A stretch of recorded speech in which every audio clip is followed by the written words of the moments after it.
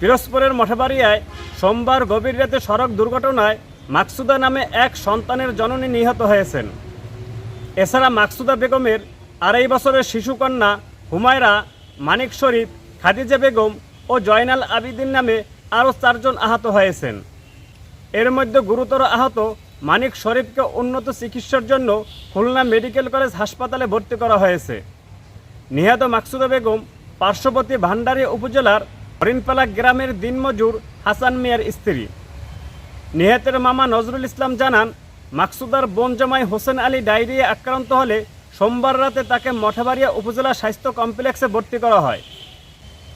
পরে মাকসুদা স্বজনদের সাথে বোন জামাইকে দেখতে মঠবাড়িয়া উপজেলা স্বাস্থ্য কমপ্লেক্সে আসেন।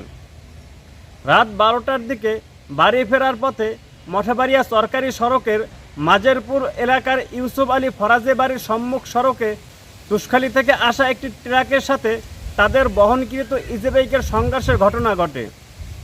এতে মাকসুদা বেগম ঘটনাস্থলে নিহত হন এবং ইজি বাইকটি ধুমড়ে মুচড়ে যায়।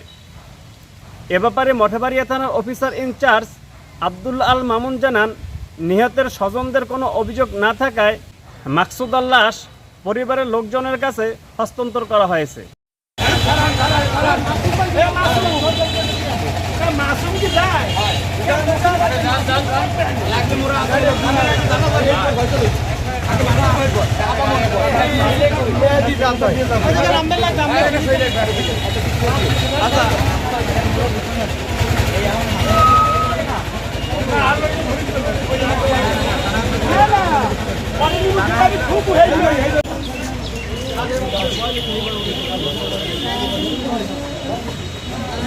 $10,000